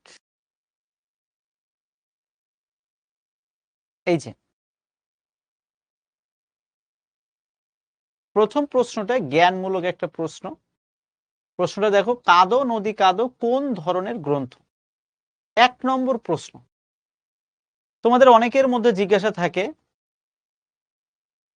ভাইয়া এখানে কোন প্রশ্ন কত পেজ লিখব? আমি সেটারও একটা সমাধান আজকে দিয়ে দিচ্ছি, খুব মনোযোগ দিয়ে শুনে রাখো কথাটা। আমরা কমেন্ট বক্সটা একটু অফ করে দিচ্ছি, যখন দরকার হবে আবার শুনবো। দেখো কাঁদো নদী কাঁদো এই প্রশ্নটা এসেছে কোথা থেকে? কবি পরিচিতি থেকে। আমি জানি তোমাদের ম্যাক্সিমাম স্টুডেন্ট কবি পরিচিতি পড়তে ইচ্ছে করে না।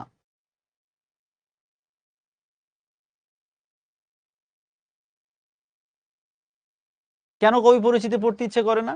ওই কবি পরিচিতির মধ্যে ওই বেটা কত নাটক লিখছে, কত উপন্যাস লিখছে, এই মুখস্থ করা লাগে। বাট বিশ্বাস করো, ইউনিভার্সিটি অ্যাডমিশন টেস্টে অন্তত 1/3 প্রশ্ন থাকবে কবি পরিচিতি থেকে। এই যেমন একটা প্রশ্ন, কাদো নদী কাতো কোন ধরনের গ্রন্থ? তাহলে তুমি যদি এই উপন্যাসে ঔপন্যাসিকের কবি পরিচিতিটা ভালোভাবে না পড়ো, তুমি কি এই প্রশ্ন উত্তর করতে পারবা? কোনোভাবেই উত্তর করতে পারবা না। তাহলে এই প্রশ্নটা বা এই কথা বলার উদ্দেশ্য কি?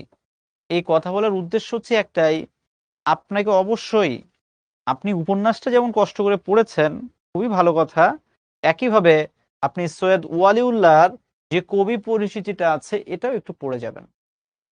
তাহলে দেখবেন অনেক সহজে আপনি উত্তর করতে পারছেন। ঠিক আছে, এরপরে দেখেন প্রশ্ন এসেছে, জামিলাকে সংক্ষেপে তার পরিচয় দাও। আমরা সবাই জানি খ নাম্বার এই প্রশ্নের জন্য নাম্বার বরাদ্দ থাকে 2। আপনাদের প্রথম প্রশ্ন থাকে, ভাইয়া খ নাম্বার 2 নম্বরের প্রশ্নের জন্য কয় পেজ লিখব? আমি আপনাদের আজকে একটা সলিড কথা বলে দিই। আপনাদের যেহেতু আমি বাংলা প্রথম পত্র ক্লাসটা নেই না, তো আমি জানি যে মেহেদী এগুলো বলেছে, তারপরে আমি আমার মতো করে বলে দিচ্ছি। আপনারা দয়া করে এই কত পেজ লিখবো এই চিন্তাটা মাথায় কখনোই আনবেন না। আপনার যতটুকু স্ট্যান্ডার্ড মনে হয় আপনি সেটাই লেখেন। তবে আমার কথা, বেশি না লিখে অল্প করে লেখেন, তবে একটু ভালো করে লেখেন। আপনারা মনে করেন যে টিচাররা খাতা পড়ে না। সত্যি কথা বলতে টিচাররা খাতা ওইভাবে পড়ে না, কিন্তু টিচাররা এতটা বোকা না যে একটা খাতা হাতে পড়লে তারা বোঝে না। একটা খাতা হাতে পড়লে তারা বুঝতে পায় যে ওই খাতার মধ্যে কি আছে বা কি নাই। ঠিক আছে, যেমন 2 নম্বরে একটা প্রশ্নের জন্য আমি যেটা মনে করি যে একটা পাতা, এক পাতা মানে এ পাতা আর ও পাতা না, কিন্তু জাস্ট একটা পাতায় যথেষ্ট। ভালো করে লেখো, 10-12 লাইন এনাফ। ভাই একটা পাতারও কম, এক পাতার বেশি লেখার প্রয়োজন নেই। এক পাতার 3/2 লেখো, এনাফ, 2-এ 2 পাবা। যেমন প্রশ্নটা আসছে কি, জামিলাকে সংক্ষেপে তার পরিচয় দাও। আসলে জামিলা না, প্রশ্নটা শব্দটা হবে জমিলা। এখন জমিলাকে এই প্রশ্নের উত্তর যদি আপনি করতে যান, আপনাকে উপন্যাসটা একটু ভালোভাবে পড়তে হবে, এবং উপন্যাসটা যখনই আপনি পড়বেন তখনই আপনি জানতে পারবেন যে জমিলা হলো কে? মোহাম্মদনগর গ্রামের মাজারের খাদেম মজিদের দ্বিতীয় স্ত্রী। এখান থেকে একটা এমসিকিউ প্রশ্ন আসতে পারে, মজিদের প্রথম স্ত্রীর নাম কি বা মজিদের দ্বিতীয় স্ত্রীর নাম কি? এবার যখনই ভাইয়া তুমি উপন্যাসটা পড়বা, তখনই তুমি বুঝতে পারবা যে আসলে জমিলা কোন প্রকৃতির মেয়ে ছিল। আমরা সবাই জানি যে জমিলার মধ্যে একটা বেপরোয়া ভাব ছিল, এবং আহ, আমাদের মজিদ মানে উপন্যাসের যে কেন্দ্রীয় চরিত্র, সে ভাবতো মনে হয়, মানে কি বলবো, যে তার প্রথম স্ত্রীর মতো যা বলবো যেভাবে বলবো সবকিছু মনে হয় জমিলা মেনে নিবে। কিন্তু আসলে হাতের 5টা আঙুল যেমন সমান না, ছেলেরাও 5জন সমান না, মেয়েরাও সমান না। জমিলা এমন মানে বেয়াড়া যে সবসময় একটা প্রতিবাদ মুখর চরিত্র তার মধ্যে আমরা দেখেছি। তাহলে দেখো ভাই, আমি উপন্যাসটা যদি পড়ি অ্যাটলিস্ট আমি লিখে আসতে পারবো। গ নাম্বার প্রশ্নটা ছিল এরকম যে, উদ্দীপকের সালেহার সঙ্গে লালসাল উপন্যাসের জমিলা চরিত্রের বৈসাদৃশ্য তুলে ধর। আপনাদের কাছে আমার পরামর্শ থাকবে, সৃজনশীল প্রশ্ন আগে ভালোভাবে পড়বেন, পড়ে তারপরে উত্তর করবেন। যেমন এই প্রশ্নের মধ্যে আছে বৈসাদৃশ্য, আপনি পরীক্ষার হলে সুন্দর করে পড়লেন আদৃশ্য।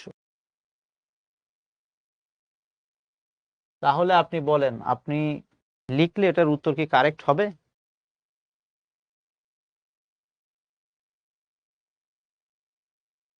জীবনেও হবে না। দ্যাটস ওয়াই কি করতে হবে, আগে প্রশ্নটা খুব ভালোভাবে পড়তে হবে। Is it clear? Thank you. এরপরে আমি কি করব, গ নাম্বার প্রশ্নে যেহেতু ৩ নম্বর বরাদ্দ, আমি আমার পরামর্শ যেটা, আমরা মোটামুটি ৩টা প্যারায় লিখব এবং ৩টা প্যারা লিখব ১ পাতা আর ১ পাতার অর্ধেক।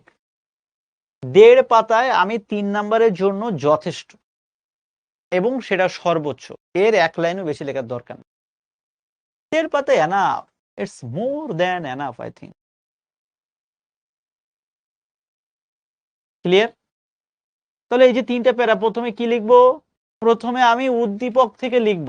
উদ্দীপকে আমরা দেখতে পাচ্ছি এখানে সালেহার একটা প্রসঙ্গ এসেছে। উদ্দীপকে আমি প্রথমেই গ নাম্বার প্রশ্নে একটু লিখে নিলাম। একেবারে ভূমিকার মতো করে ২ লাইন লিখলাম। লেখার পরে উদ্দীপক নিয়ে একটা প্যারা লিখলাম। তারপর উপন্যাস নিয়ে একটা প্যারা লিখলাম এবং শেষে এসে এটা কেন বৈসাদৃশ্য সেটা একটা প্যারায় লিখে দিলাম। মানে সালেহার সাথে জমিলা চরিত্রের বৈসাদৃশ্যটা কোথায়? আমি সেটা এই যে দেখো, এই একটা প্যারা, এই আরেকটা প্যারা, এই আরেকটা প্যারা আমি এখানে তুলে ধরলাম।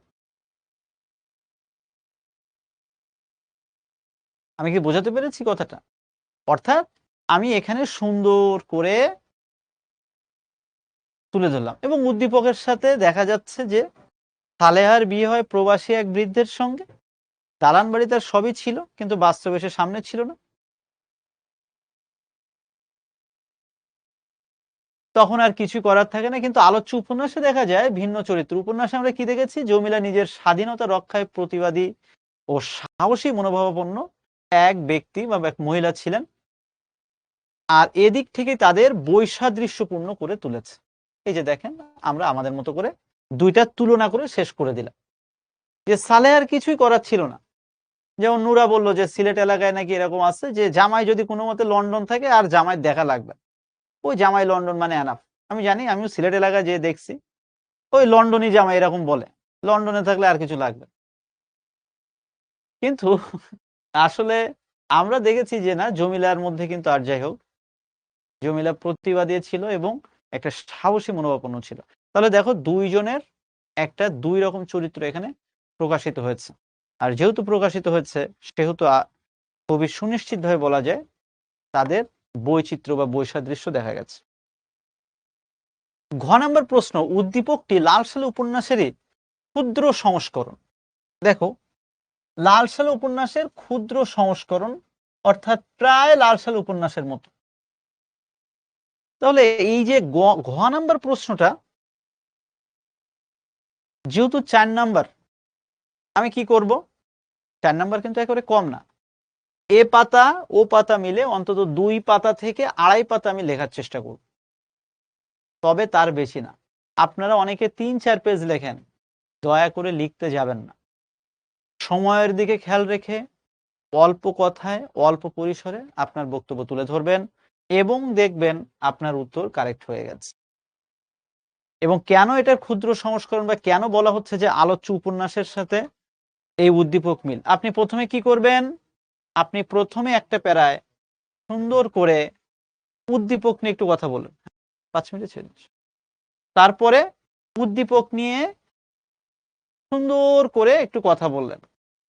তারপরে এসে আপনি সুন্দর করে একটা কনক্লুশন স্পিচ, অর্থাৎ একটা মন্তব্য আপনি দিলেন যে এই কারণে উদ্দীপকে এইটা, উপন্যাসে এটা, এই কারণে এটার সাথে এটা একটা জায়গায় আমরা মিল দেখতে পাচ্ছি বা এটা একটা ক্ষুদ্র সংস্করণ হয়ে উঠতে পারেনি বা হয়ে উঠতে পেরেছে, যে কোনো কিছু। সো আমি এতক্ষণ ধরে ভাই কি বুঝালাম? আমি এতক্ষণ ধরে যেটা বোঝাতে চাইলাম, সৃজনশীল প্রশ্ন এরকমই হবে। আপনারা যদি একটু অ্যালার্ট থাকেন, আপনারা কিন্তু পরীক্ষার হলে যেয়ে উত্তর করে আসতে পারবেন। তো চলুন, আমরা যেহেতু সৃজনশীল প্রশ্ন একটা দেখলাম, আপনারা অনেকেই ইতোমধ্যেই উপন্যাসটা অনেকে পড়েছেন। আমি ব্যক্তিগতভাবে মনে করি যে উপন্যাসটা যেহেতু আপনারা একটু পড়েছেন, অনেকে অর্ধেক পড়েছেন, চলুন আমরা এই উপন্যাসের উপর ভিত্তি করে এখন কিছু এমসিকিউ টাইপের কোশ্চেন একটু সলভ করি, না পারলেও সমস্যা নেই। আপনাদের জন্য প্রথম প্রশ্ন, আপনারা সবাই কাইন্ডলি একটু কমেন্ট বক্সে উত্তর করে জানান তো। পারলে ভালো, না পারলে আরো ভালো, কোনো সমস্যা নেই। একটু আপনারা কমেন্ট বক্সে উত্তর করে জানান সবাই প্লিজ। লাল সালু উপন্যাসে প্রাণ ধর্মের সহজ প্রকাশের প্রতীক নারী চরিত্র কে? সবাই আনসার করবেন please.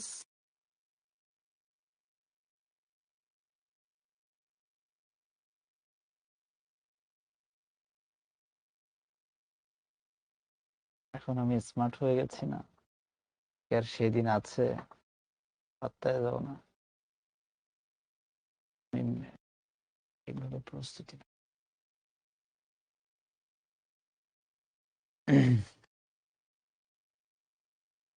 Thank you very much. আমরা দেখতে দেখতে উত্তর পেয়ে গিয়েছি, এবং দেখো তোমরা যারা পড়েছো একবারে বুঝতে পেরেছো উত্তরটা কি হবে, আর যারা পড়োনি আজকেই বা আগামী এক সপ্তাহের মধ্যে টার্গেট করো উপন্যাসটা পড়ে শেষ করো।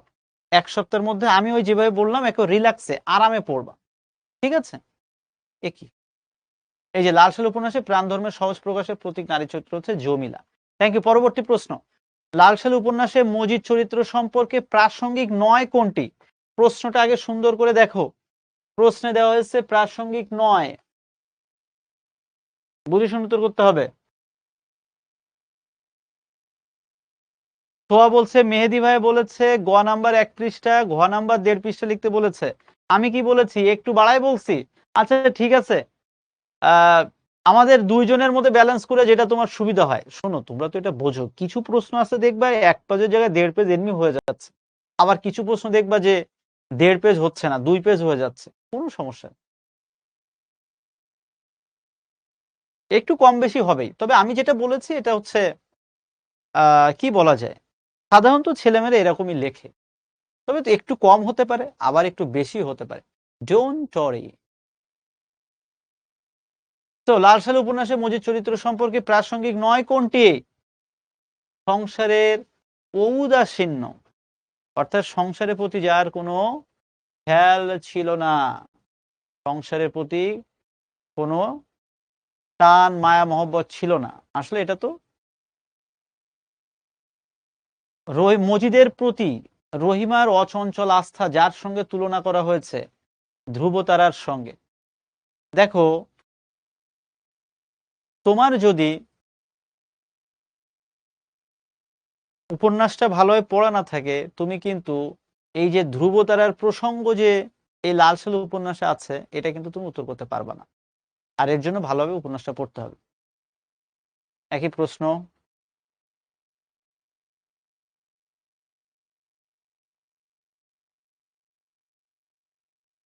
সৈয়দ ওয়ালিউল্লাহর রচনা নয় কোনটি? সবচেয়ে স্মার্ট একটা প্রশ্ন, কবি পরিচিতি থেকে প্রশ্নটা এসেছে, সবাই উত্তর করেন তো।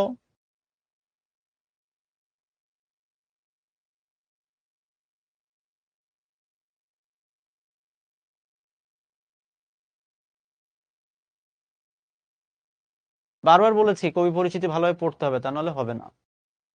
আমরা মনে রাখবো সৈয়দ ওয়ালিউল্লাহর রচনা সবগুলো শুধু 4 অধ্যায়, এইটা সৈয়দ ওয়ালিউল্লাহর রচনা নয়। 4 অধ্যায়, এটা হচ্ছে, বলতো 4 অধ্যায় কি বলতে পারবা কেউ?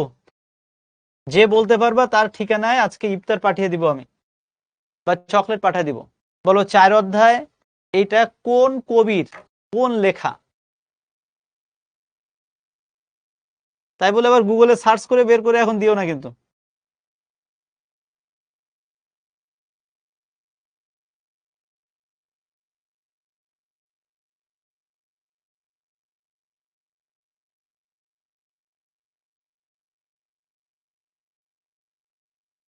রবীন্দ্রনাথের লেখা, ঠিক আছে, থ্যাংক ইউ, থ্যাংক ইউ। আমরা উত্তর পেয়ে গিয়েছি। ওকে, তো যাই হোক, আমরা পারিনি এই মুহূর্তে, সমস্যা নেই। আমরা যখনই দেখবো যে রবীন্দ্রনাথের আমাদের সোনার তরী নাটক, ওই কবিতা আছে, ওদিকে অপরিচিত গল্প আছে, খুব ভালোভাবে পড়বা, তখন দেখবা এটা উত্তর করতে পারছো। ব্যাপার না, আস্তে আস্তে হবে। লাল সালু উপন্যাসে বাংলা কোন মাসে তাহের কাদের ভ্রাতৃদ্বয় মজিদকে দেখতে পায়? একেবারে উপন্যাসের প্রথম দিক থেকে এটা নেওয়া হয়েছে, আমরা মনে রাখবো একেবারে আষাঢ়ের শুরুতে দেখতে পেয়েছি, এটা দরকার নেই। লাল সালু উপন্যাসের প্রকৃত প্রতিপাদ্য কি, অর্থাৎ লাল সালু উপন্যাসের মূলত কি প্রকাশ করতে চেয়েছে? হ্যাঁ, যারা যারা উত্তর করতে পেরেছো অবশ্যই উত্তর পাঠায় দিও। Safayet Hossain, thank you. এখন তো রমজান মাস আসছে নাকি, পাঠায় দিব, ডোন্ট ওয়ারি। চলো এটা একটু উত্তর করি, লাল সালু উপন্যাসের প্রকৃত প্রতিপাদ্য কি?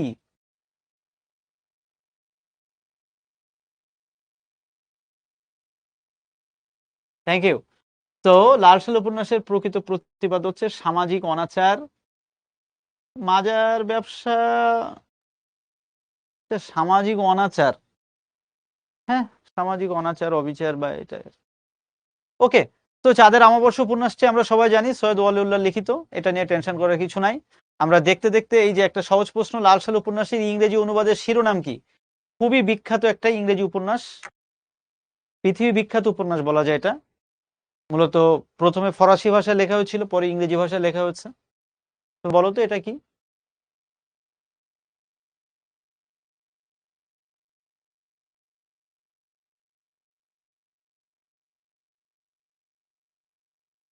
Thank you. আমরা মনে রাখবো ট্রি উইদাউট ফ্রুটস, এটাই হচ্ছে লাল সালু উপন্যাসের ইংরেজি অনুবাদ। বুঝতে পেরেছো? তো ইয়াং লেডিস অ্যান্ড জেন্টলম্যান, আমরা দেখতে দেখতে হচ্ছে একেবারে ক্লাসের শেষ পর্যায়ে চলে এসেছি। এখন বলুন, আজকের ক্লাস নিয়ে আপনাদের যদি কারো কোথাও কোনো বক্তব্য থাকে, আপনারা কাইন্ডলি একটু কমেন্ট বক্সে কমেন্ট করে জানাতে পারেন। আমি কিন্তু আজকে ক্লাসের শুরুতে বলেছিলাম যে ভাইয়া আমরা এত বড় উপন্যাস আজকে 1-1.5 ঘন্টায় ক্লাসে শেষ করতে পারবো না, কিন্তু আমরা কিভাবে উপন্যাস পড়তে হয়, কিভাবে উত্তর করলে ভালো উত্তর করা যায়, আমি এটা নিয়ে আজকে কথা বলবো। এখন আমি মনে হয় আপনাদের এটা বোঝাতে পেরেছি। শাহেদ আহমেদ বলছে সমাসের প্র্যাকটিস বুক অ্যাপে দেওয়া হয়নি। ভাই আমি এটা নিয়ে কথা বলবো একটু পরেই, ক্লাসের পরে, যে আশা করি সমাধান হয়ে যাবে। Subarna, thank you. জান পছানোর মানে কি? মানে হচ্ছে নিজের জানকে গোছানো, নিজেকে সবাই ভালোবাসে, তো ওই এলাকার মানুষের কথা বলা হয়েছে যে কিভাবে তাদের জীবনটা গোছাবে, কিভাবে সামনে এগিয়ে যাবে, সেটা নিয়েই তারা অনেক বিচলিত। বুঝতে পেরেছো? এটাই আর কি। শোনো, আমি বারবার বলছি যে আজকের ক্লাসে পুরোটা উপন্যাস পড়ারও দরকার নেই, আমি তোমার পড়ার রুটটা দেখিয়ে দিলাম, কিভাবে পড়বা আমি সেটা বুঝিয়ে দিলাম। এটা বুঝলে হচ্ছে, এবং আগামী 1 সপ্তাহ একটা ছোট টার্গেট করো, প্রতিদিন আধা ঘন্টা 1 ঘন্টা করে পড়বা, একটা পর্যায়ে দেখবা যে এই বিরক্তিকর টপিকটা তোমার ক্লিয়ার হয়ে গেছে। ডক্টর আকাশ নামে একজন বলছে উপন্যাস নাটক থেকে সৃজনশীল লেখা যায় কিনা? এইচএসসি পরীক্ষায় আপনি বাধ্য উপন্যাস থেকে একটা প্রশ্ন, নাটক থেকে একটা প্রশ্ন আপনাকে লিখতেই হবে। দুইটা দুইটা তো থাকবে, একটা একটা করে সেখান থেকে উত্তর করতে হবে। থ্যাংক ইউ সাফায়েত, ওয়েলকাম জানিয়েছেন Subarna, thank you. Nura, thank you. Tamim, thank you. Farzana, thank you. পিডিএফটা পাওয়া যাবে আশা করছি। একজন বলছে হাতের লেখা খারাপ, কিভাবে কি করব? হাতের লেখা নিয়ে টেনশিত হওয়ার কিছু নাই। টেনশিত মানে কি? টেনশিত মানে দুশ্চিন্তাগ্রস্ত হওয়ার কিছু নাই। আমি অনেক বড় বড় বিসিএস ক্যাডার দেখেছি যাদের হাতের লেখা কাকের ঠ্যাং বকের ঠ্যাং, তারা বিসিএস ক্যাডার হয়েছে। আর আপনি আমি তো কোথাকার কে। ডোন্ট ওয়ারি, হাতের লেখা বুঝতে পারলেই হলো। এখন কিন্তু ভাই তার মানে এই না তোমার হাতের লেখা তুমি 1 পেজে লেখে মাত্র 5 লাইন থেকে 6 লাইন, এটা কিন্তু ঠিক না। তোমার হাতের লেখা কোনো না কোনো কারণে খারাপ হতে পারে, বাট তুমি লেখা যেন পরিচ্ছন্ন থাকে, গোছানো থাকে, এনাফ। আর সর্বশেষ পরামর্শ হচ্ছে, হাতের লেখা যারা মনে করো একটু খারাপ, রেগুলার আধা ঘন্টা 1 ঘন্টা না হোক অন্তত 10-15 মিনিট করে প্রতিদিন লিখবা। Himalay, Himu, thank you. তো আজকে তাহলে এ পর্যন্তই। আশা করছি আবার দেখা হবে, কথা হবে, তোমাদের সাথে আবার চলার পথে সাক্ষাৎ হয়ে যাবে। সবার জন্য শুভকামনা থাকলো, সবাই ভালো থেকো, সুস্থ থেকো, সবাইকে অসংখ্য ধন্যবাদ।